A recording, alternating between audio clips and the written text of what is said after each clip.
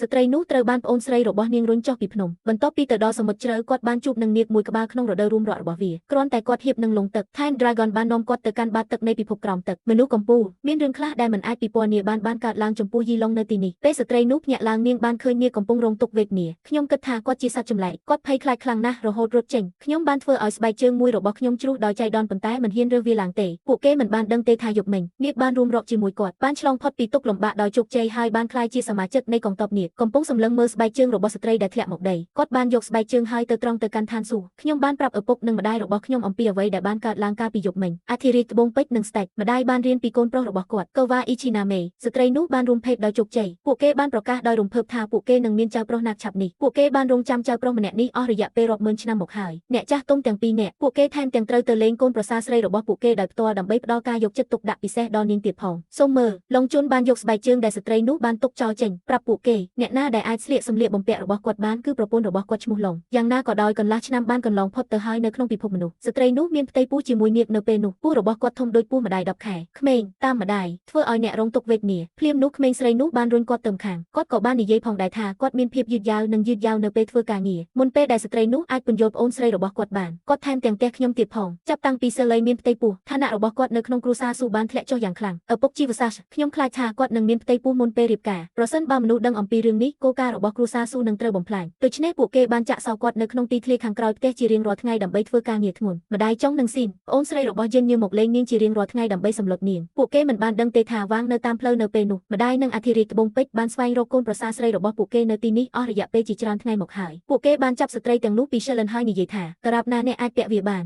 នស្បែកជើងប៉ាក់នេះនិងកាក់មាសនេះទ្រព្យសម្បត្តិនោះជារបស់អ្នកស្ត្រីនោះចង់ភ្លាមនាងបានសាកល្បងវាប៉ុន្តែស្បែកជើងនោះតូចគួរឲ្យភ្ញាក់ផ្អើលនាងមិនអាចពាក់វាបានទេភ្លាមនោះមាននរណាម្នាក់បានស្គាល់ស្បែកជើងទាំងនេះថាជាស្បែកជើងរបស់កូនស្រីគ្រួសារស៊ូទោះជាយ៉ាងណាក៏ដោយនៅពេលនេះនៅក្នុងទីធ្លាគ្រួសារស៊ូម្ដាយចុងហៀបនឹងដាក់ដៃលើស៊ូលីភ្លាមនោះព្រះមហាក្សត្រីយេនីនិងព្រះចៅអធិរាជត្បូងពេជ្របានមកដល់គេហដ្ឋានរបស់គ្រួសារស៊ូអ្នកបម្រើបាននាំស៊ូលីចូលទៅក្នុងផ្ទះយ៉ាងលឿនដោយឃើញក្រុមមនុស្សនេះសម្រុកចូលសូហ្វបានសួរពួកគេថាតើពួកគេមិនចង់រស់នៅទៀតទេតើពួកគេហ៊ានចូលមកក្នុងផ្ទះខ្ញុំដោយគ្មានការអនុញ្ញាតពីខ្ញុំដោយរបៀបណាអ្នកហ៊ានណាស់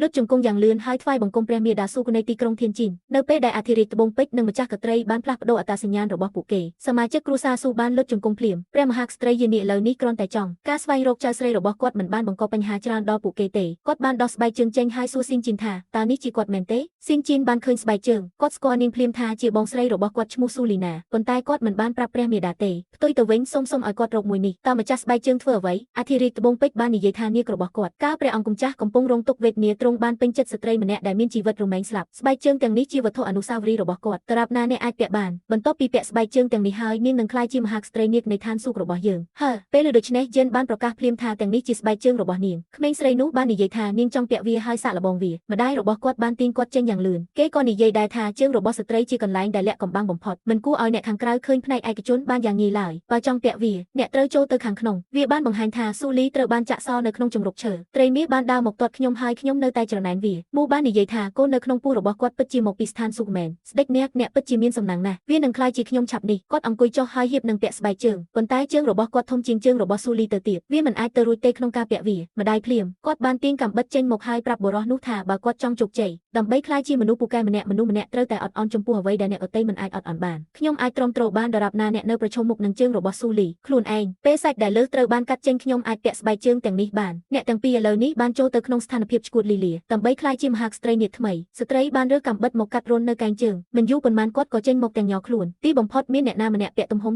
38នេះហើយស្បែកជើងព្រះមហាក្សត្រីយេនីនិងព្រះចៅអធិរាជត្បូងពេជ្រមានព្រះតីរីករាយជាខ្លាំងដោយមានបន្ទូលថាពួកគេបានរកឃើញកូនប្រសារស្រីម្នាក់ហើយទោះជាយ៉ាងណាក៏ដោយនេះស៊ូលីដែលនៅក្នុងជំរកឈើនៅពេលនោះក៏បានស្រែកខ្សែពួរនោះដែរគាត់បាននិយាយអ្វីទាំងអស់ដែលកំពុងកើតឡើងនៅខាងក្រៅស៊ូរីបានរត់ចេញទៅប្រាប់វាងម្ដាយបានប្រាប់អធិរាជត្បូងពេជ្រថាស្បែកជើងនោះជារបស់នាងស្បែកជើងទាំងនោះត្រូវបានម្ដាយខ្ញុំទុកឲ្យខ្ញុំចាប់តាំងពីអ្នកនិយាយថាវាជាឈាមរបស់អ្នកបើដូច្នោះមែនអ្នកគួរតែសាកល្បងវាបើវាមិនដំណើរការទេឪពុករបស់ស៊ូលីរត់ចេញយ៉ាងលឿនគាត់បានពន្យល់ថាកូនស្រីច្បងរបស់គាត់ធ្លាប់កុហកតាំងពីនាងនៅក្មេងម្ដាយចុងរបស់គាត់ក៏បាននិយាយថាវាប្រកាសជាប្អូនស្រីរបស់ជីទូបានក្លាយជានាគម៉ាគីនោះហើយជាមូលហេតុដែលខ្ញុំមកទីនេះដើម្បីធ្វើត្រាប់តាមនរណាម្នាក់ស្ត្រី ត្រីមានល្បិចកនោះថែមទាំងបានបង្ហូរឈាមមួយទៀតផងនេះជាស្បែកជើងមួយទៀតរបស់ខ្ញុំដូចគ្នាបេះបិទអ្នកគឺជាកូនប្រសារស្រីដ៏ល្អបំផុតសម្រាប់ខ្ញុំស៊ូរីចង់បានស្បែកជើងរបស់នាងមកវិញប៉ុន្តែអធិរាជត្បូងពេជ្របានបញ្ជូនមនុស្សជាច្រើនអ្នកហោះឡើងដោយគ្រាន់តែវាយបាតដៃតែមួយគាត់ត្រូវបានគេប្រាប់ថាគាត់បានប្រព្រឹត្តបទឧក្រិដ្ឋនៃការបោកបញ្ឆោតព្រះចៅអធិរាជបន្ទាប់មកពួកគេបានបញ្ជាឲ្យនាំគាត់ទៅតុលាការសួរក៏ដើម្បីរងចាំជោគវាសនារបស់គាត់ព្រះមហាក្សត្រីយានីថែមទាំងបានក្រោកឈរឡើងនៅនឹងកន្លែងទៀតផងបំភ្លឺសមាជិកគ្រួសារស៊ូឲ្យខ្លាយជាព្រះទន្ទឹមនឹងនេះនៅក្នុងនាគសុករ៉ែសម្រាប់ពេលខាងមុខប្រពន្ធខ្ញុំបានត្រៀមកំណប់ទ្រព្យវេទមន្តជាច្រើនការញ៉ាំអាហារមួយពេលមិនត្រឹមតែអាចបង្កើនអ្វីមួយប៉ុណ្ណោះទេទឹកអម្រឹតនៃអន្តភាពដែលផ្ដល់អាយុកាលរាប់ម៉ឺនឆ្នាំពួកគេថែមទាំងបានដកស្បែកប្រឆាំងភាពចាស់ចេញពីទ្រូងរបស់គាត់ទៀតផងរឿងនេះគឺសម្រាប់មនុស្សធម្មតាពេលទទួលបានហើយមនុស្សម្នាក់អាចកាន់កាប់ច្បាប់របស់មនុស្សទាំងអស់បានភ្លាមអ្នកក្រោមបង្គាប់របស់គាត់បាននិយាយបែបនេះដោយការច្រណែនវត្ថុបុរាណដ៏ទេវភាពគឺកម្រណាស់ប៉ុន្តែស្តេកនាគបានប្រាប់គាត់ថារឿងនេះមិនគ្រប់គ្រាន់ទេគាត់ថែមទាំងត្រូវទៅដោយផ្ទាល់ទៀតផ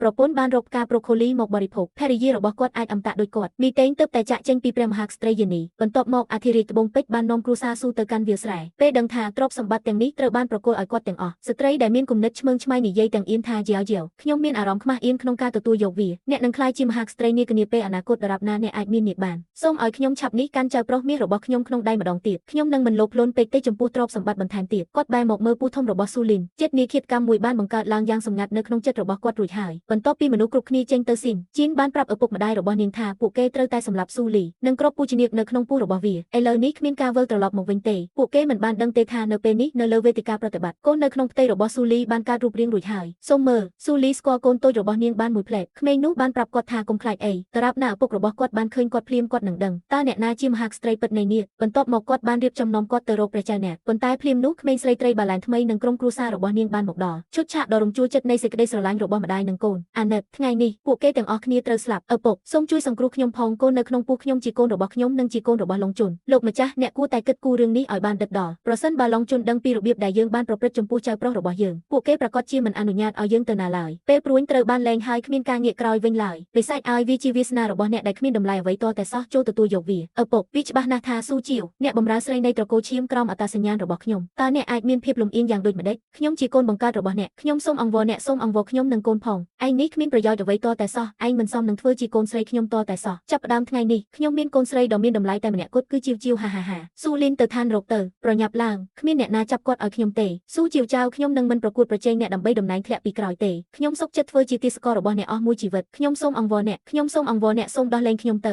ខ្ញុំសូមអង្វរអ្នកសូមដោះលែងខ្ញុំទៅទុកកូនខ្ញុំចោលសូមមេត្តាលើកលែងទោសឲ្យកូនខ្ញុំផងគាត់ជាកូនរបស់ខ្ញុំសូមលោកអ្នកជួយផងខ្ញុំត្រូវទៅកងទ័ពកៅឡុងលោកគ្រូមានអ្វីមួយខុសប្រក្រតីស៊ូលីក្មេងស្រីដែលត្រូវបានឃុំខ្លួននៅក្នុងវិមានប្រហារជីវិតអមតៈនោះហើយជាភាពសម្បូរបែបពិតប្រាកដខ្ញុំបានឃើញវាដោយភ្នែករបស់ខ្ញុំផ្ទាល់ពោះរបស់ក្មេងស្រី Zurich មាននាគតូចមួយតើអ្នកនិយាយអ្វីមនុស្សគ្រប់គ្នាកំពុងដេញតាមកញ្ញាស៊ូលីយើងត្រូវស៊ើបអង្កេតជីវិតរបស់កុមារខ្ញុំសូមអង្វរអ្នកសូមដោះលែងខ្ញុំទៅសូមមេត្តាលើកលែងទោសឲ្យកូនខ្ញុំផងប្រពន្ធខ្ញុំឲ្យអ្នកអាចស្រមៃចង់លែងខ្ញុំចោលបានមានតែពេលអ្នកស្លាប់ទាំងស្រុងប៉ុណ្ណោះលោកឡុងជុននឹងជារបស់ខ្ញុំជានិច្ចហាយកសត្វតិរិឆានរបស់អ្នកហើយស្លាប់ជាមួយអ្នកកុំធ្វើបាបគ្រួសារម្ដាយរបស់អ្នកអូទេចោះនាគវិញចុះបើវាជានាគវិញខ្ញុំនៅតែអាចផ្ដល់កំណើតឲ្យសិលីបានអរគុណដែលបានជ្រើសរើសស្វាមីដ៏ល្អរបស់ខ្ញុំនឹងរីករាយនឹងកិត្តិយសដ៏ខ្ពង់ខ្ពស់បំផុតនេះជំនួសអ្នកអាចសម្រាកបានដោយទំនុកចិត្តទៅឋាននរកហានារីវ៉ាងស៊ីនលីនខ្ញុំនឹងប្រើព្រៃបេះដូងដែលម្ចាស់នាគបានឲ្យខ្ញុំឥឡូវនេះបញ្ជូនអ្នកនិងកូនរបស់អ្នកទៅតាមផ្លូវរបស់អ្នកបើអ្នករងរបួសអ្នកនឹងរងរបួសហាខ្ញុំមិនចង់បានអ្នកទេស្ត្រីអាក្រក់ឲ្យលែងខ្ញុំទៅកុំខ្មាស់ហ៊ានអីសូរីខ្ញុំនឹងផ្ដល់ជំរឿពីដល់អ្នកទាំងអ្នកលោតចេញពីវេទិកាប្រតិបត្តិហើយប្រលឹងរបស់អ្នកនឹងរលាយបាត់ទៅឬខ្ញុំនឹងកំទេចអ្នកកុំធ្វើអ្វីទាំងអស់បងស្រីតើអ្នកបានគិតវាចប់ហើយឬនៅខ្ញុំកំពុងលោតហើយប្រពន្ធខ្ញុំកុំលោតអីប្រញាប់ឡើងហើយលោតឬខ្ញុំនឹងច្របាច់គាត់ទេពអប្សរកុំលោតសុំទោសទេពអប្សរមិនអាចអំដំណើរអ្នកនៅពេលអ្នកធំឡើងបានទេដូច្នេះអ្នកមិនហ៊ានឡើងទេ